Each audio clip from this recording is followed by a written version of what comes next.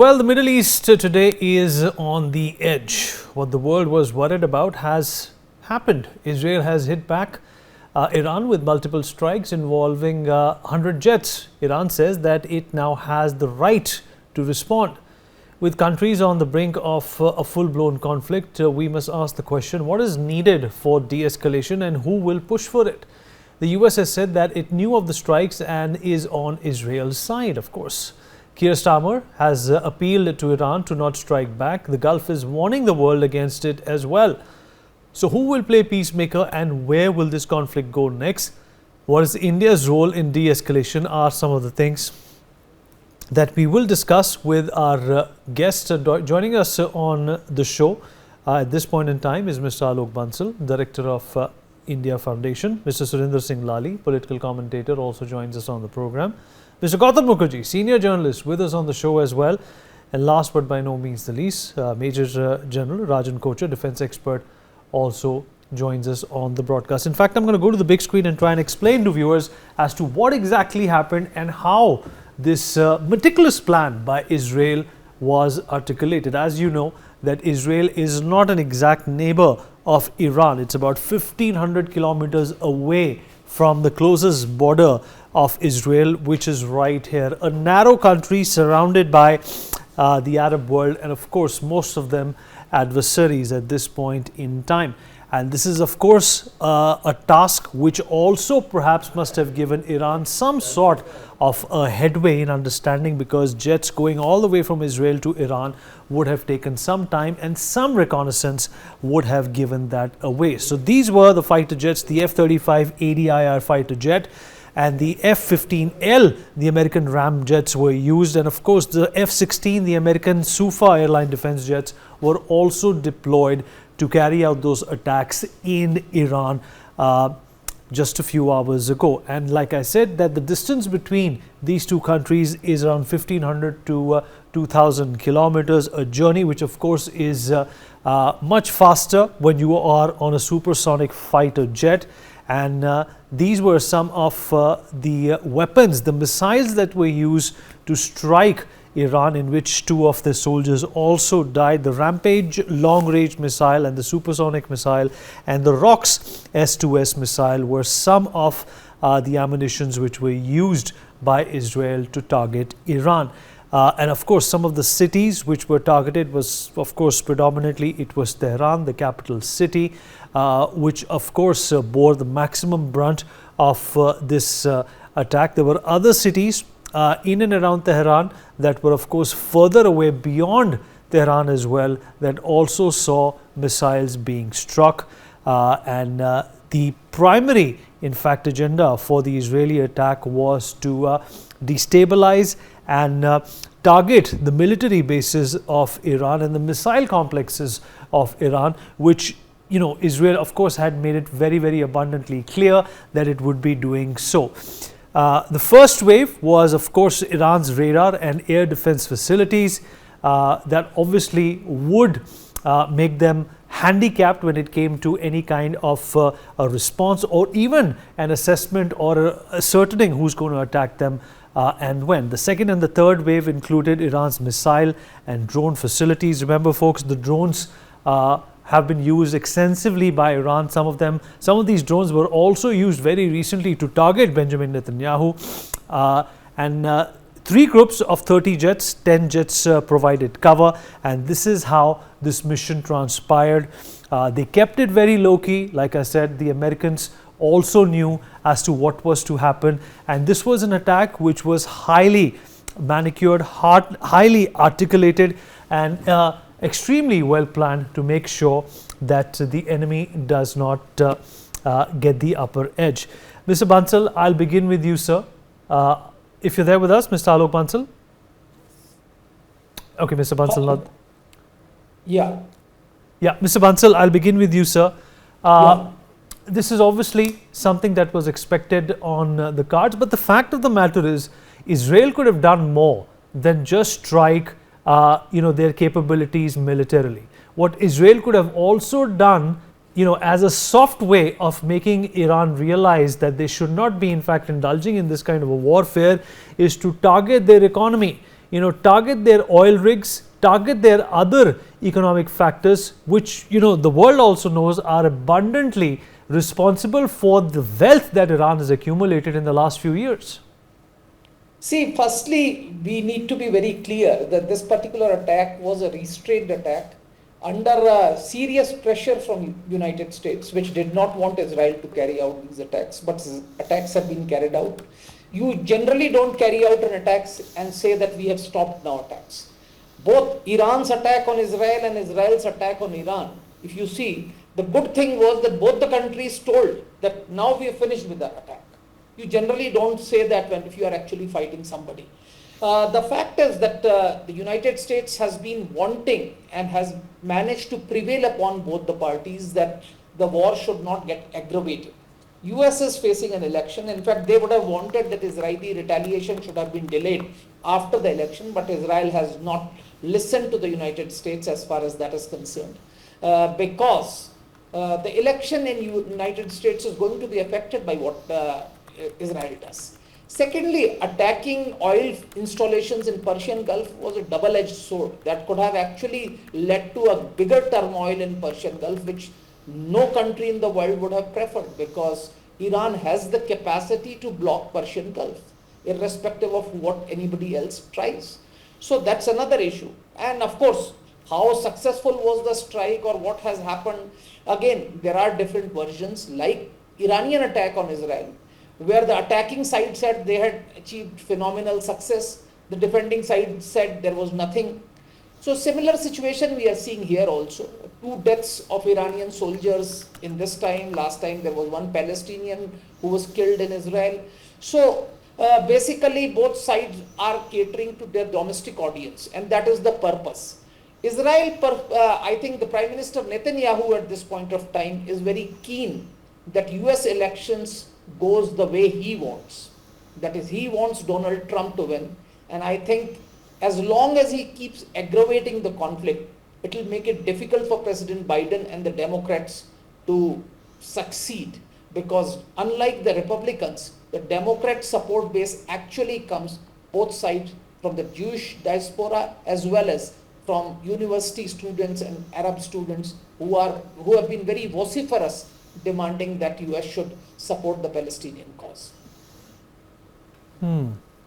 All right, that's a good point. Both the sides are going to underplay and cater to their own audience. But General Kocher, the fact of the matter is that knowing Iran and knowing that it's got proxies surrounding Israel, it's only a matter of time that a bigger, more severe retaliation is on the cards. And considering the fact that this area is already going through a massive upheaval in terms of the shake-up, the cancellation of flights, the airspace being closed down, what can we expect in the next step?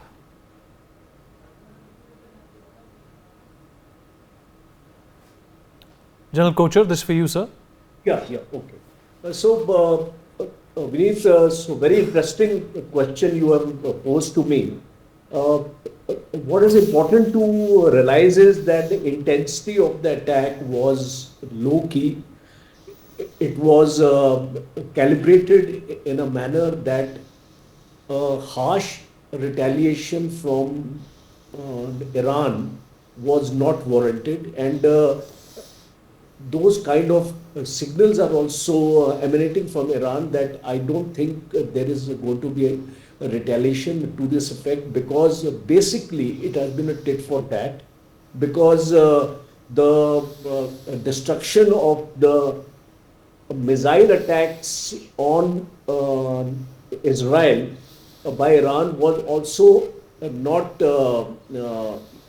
extensive, and therefore I feel that Israel agreed to what the United States wanted it to do to scale down the attacks, and we are given to understand that 7 places have been struck.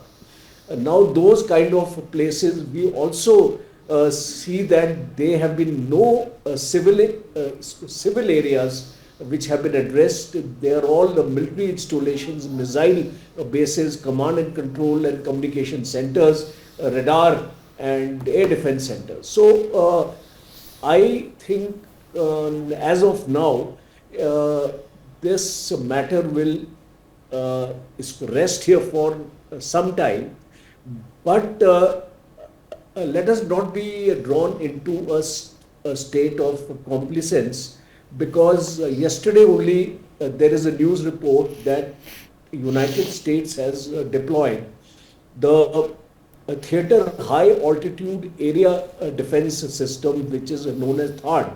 And this is about 10 to 12 of them which the United States has. And one of them has been deployed in Israel. So it suggests that the air defense capability of Israel is being strengthened now, because already Israel has got a fairly large array of air defense systems, starting from Iron Dome, David Sling, and Arrow 3 and on. So we are looking at a scenario right now where tit for tat has taken place, but in times to come, this contest is going to escalate. And why I say that is because what is happening in Lebanon as of now, what is happening in Gaza as of now, and Yemen, and at the same time, there are also reports that Syrian targets have also been addressed, and some of the targets in Iraq. So we see Israel fighting on 7 fronts as of now, and the intensity of 2 fronts is going to be immense. That is Gaza and Lebanon. The Lebanon war, which is taking place, is not going to be a short war.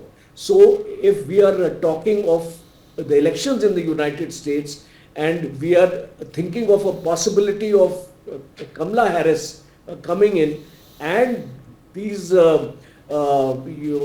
operations getting de-escalated, I don't think it is going to happen. The US foreign policy will basically remain the same, whether it is Donald Trump or it is Kamala Harris, and we are going to find the intensity of the Israeli attacks escalating in Lebanon. And one important point of differentiation I would like to bring here is the kind of intensity with which Israel has gone in addressing civilian targets also in Lebanon. It has not done so in Iran. So it is a very well thought out strategy, not to escalate the issue directly with Iran, but at the same time, Israel is not going to limit itself in its offensive in the Lebanon or Gaza, and it continues to bombard through its fighter aircrafts, through the missiles and rockets, as well as a ground offensive is also taking place. So I visualize the situation in the Middle East is not going to de-escalate in the near future. As a matter of fact, it is going to escalate. And as far as Iran is concerned, it is a long-term objective of the US as well as Israel.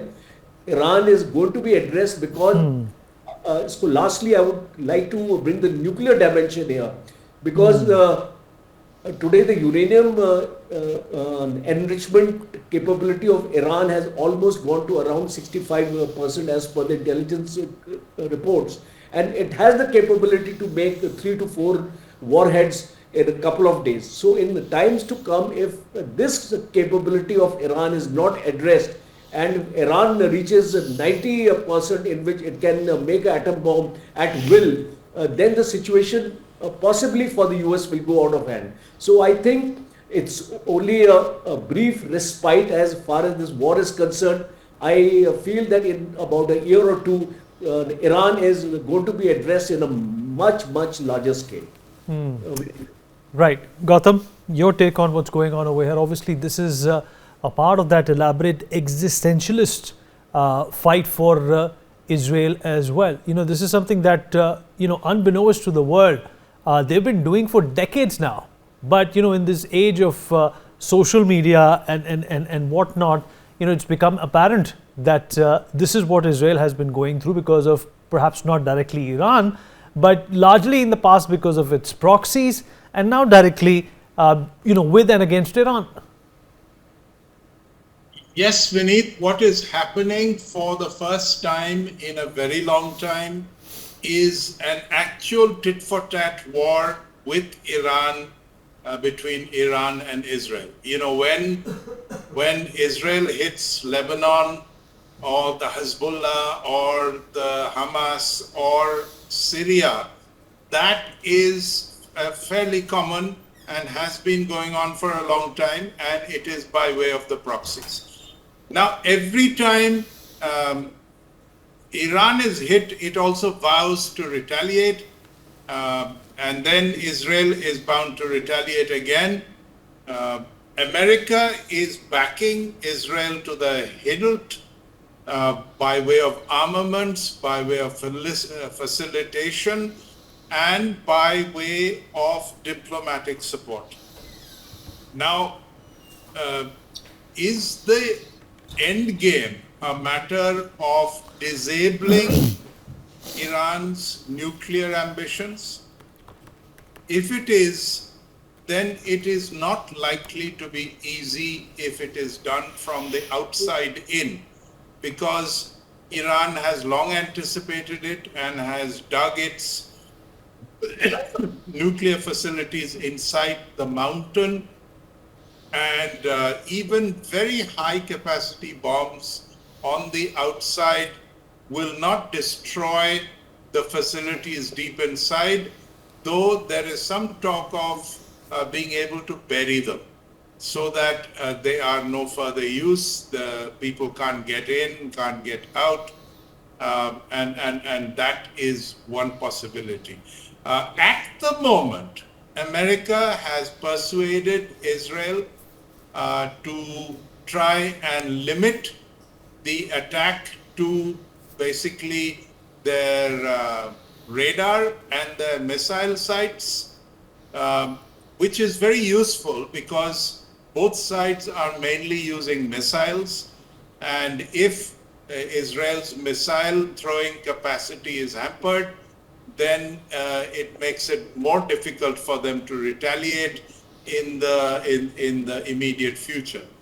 However, this is going to go on because I think the real point of a direct war with Iran is to cripple it once and for all in terms of its nuclear threat. Vineet. Mr. Lali, Gautam is absolutely right that this is a final frontier kind of a war that Israel and Iran are engaged in at this point in time. But the world largely is worried about a further escalation. The world largely is worried about who all will be roped in and who all will be affected as a result of this conflict, which is only escalating by the hour. Your take? Thank you, Vineet. And Vineet, I also expressed this in one of your earlier programs, and at the risk of being repetitive, I would say that, it's a subterranean conflict. It's been going on for over 70 years now, And given the distance between the two countries and the size of their economies, I don't think this is going to last for too long. I'm not saying that this is going to die out. And since the jury is out on the American elections, so a lot would depend on what happens on the 5th of November. It's really a proxy war between even the United States and Iran. And Israel, as we know, is unconditionally backed. I mean, Israel says that their defense budget is 28 billion. I disagree. I think it's 900 billion because you have to add the American defense budget to it too. That's one. And two, Benjamin Netanyahu has been in the business long enough to know how Capitol Hill and the American way of politics works. He knew he had a window. I mean, this isn't, excuse me for saying, but this is a script being played out. Anthony Blinken is in Qatar and he's, trying to create exit strategies. And Benjamin Netanyahu knew how exactly America works. So he had this window to go out and they were playing good cop, bad cop, where they were giving him all sorts of bombs and all sorts of defense equipment, and yet the American president would come and say, oh, you shouldn't do this, you shouldn't do that. So I think this is because they are so beholden to the Jewish lobby and of course the other reasons. So I feel that a lot would depend on the 5th of November, and it's not that easy. I mean, as Mr. Mukherjee rightly said, that it's not easy to either compel Iran to do away with their nuclear weapons or the regime change. Iran is too strong a country and too resilient a country. I mean, it's been there for long enough. And if Benjamin Netanyahu, which the Americans prevailed on him, if he would have chosen to attack, I mean, the entire world, the supply chains will go out the window. I mean, the way the oil reserves that it has, and especially if Iran chokes the two sea routes where 20% of the global shipping traffic happens, I mean, there goes the supply chain and the petroleum supplies. So I feel that maybe now is the time that it will be scaled down. And again, once again, it depends on who comes on the 5th of November will kind of directly influence how long this conflict is going to go. For more such videos, subscribe to the NewsX YouTube channel, hit the bell icon.